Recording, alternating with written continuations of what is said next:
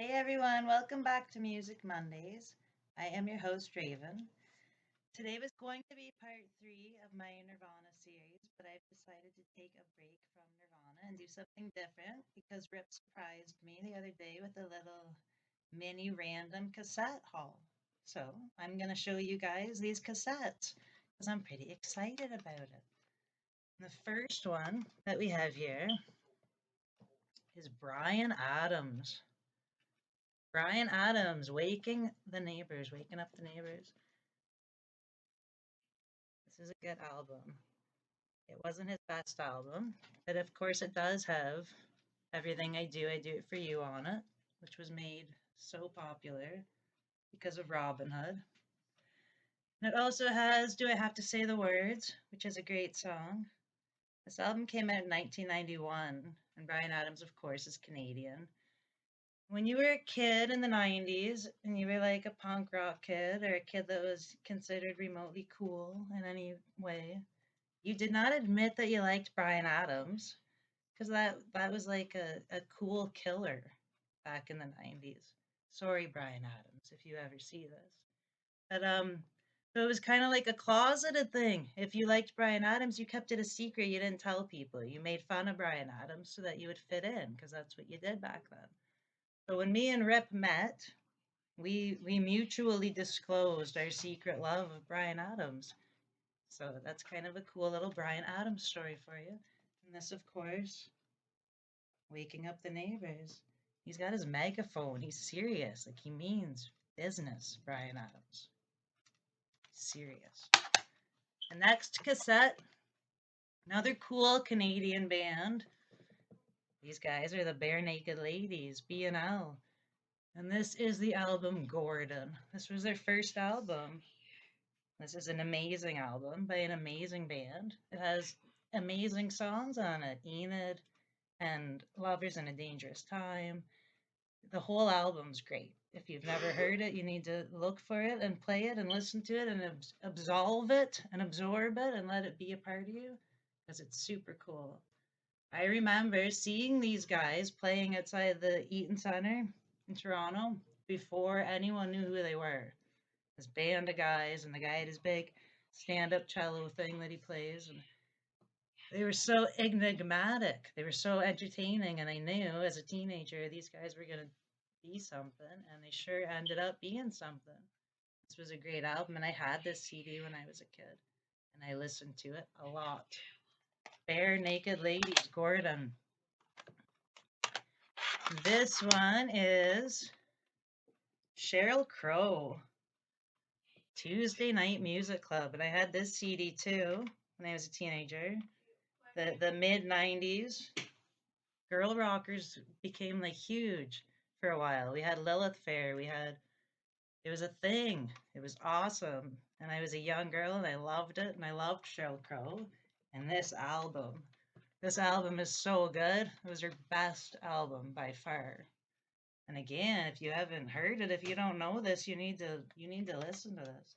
It's amazing. It had, of course, the hit "All I Want to Do." It had "Leaving Las Vegas." It had "Strong Enough." It had "I Shall Believe." I mean, it was a good album. I got lucky enough to see Sheryl Crow at Lilith Fair, 96, 97, 95. And she had Prince come out as a special guest. And that was pretty cool. The artist formerly known as Prince, perhaps, if more preferred. It was a cool album. Before she ever got famous on her own, she was a backup dancer for Michael Jackson. She did all kinds of cool stuff. Sheryl Crow. Next, we have Jon Bon Jovi, "Blaze of Glory." This album was inspired by the movie Young Guns too. Bon Jovi loved that movie so much that I guess he wrote an album inspired by it. This is a more obscure Bon Jovi album. The only real hit on it was "Blaze of Glory" itself. But Bon Jovi, like that's one of my favorite bands. And the crazy thing is that there's young people nowadays, they don't even know who Bon Jovi is. Like Rip and I's tattoo artist does not know who Bon Jovi is. It's crazy. If you don't know who Bon Jovi is, look up Jon Bon Jovi and listen to it. He's got some amazing songs, and This album wasn't one of his best, probably because it was inspired by a movie. But Blaze of Glory itself is an amazing song. So that's cool. It's blurry, but Kiefer Sutherland and Christian Slater. Young Guns 2, one of Rip's favorite movies of all time. And this was one of Rip's favorite artists, Kenny Rogers. Rip's Nana loved Kenny Rogers, and my Nana liked him too. Rip's a big fan of Kenny Rogers. He wishes Kenny Rogers was his grandpa, his father. This has lots of cool songs in it. The Gambler, of course, big hit for Kenny Rogers. We listen to Kenny Rogers a lot in the Rippin' family. We listen to all kinds of music. These next two are by another one of my favorite bands. Of course, Aerosmith. Where are my Aerosmith fans at? This is Permanent Vacation. This was an amazing album. This has hits such as Ragdoll, Dude Look Like a Lady.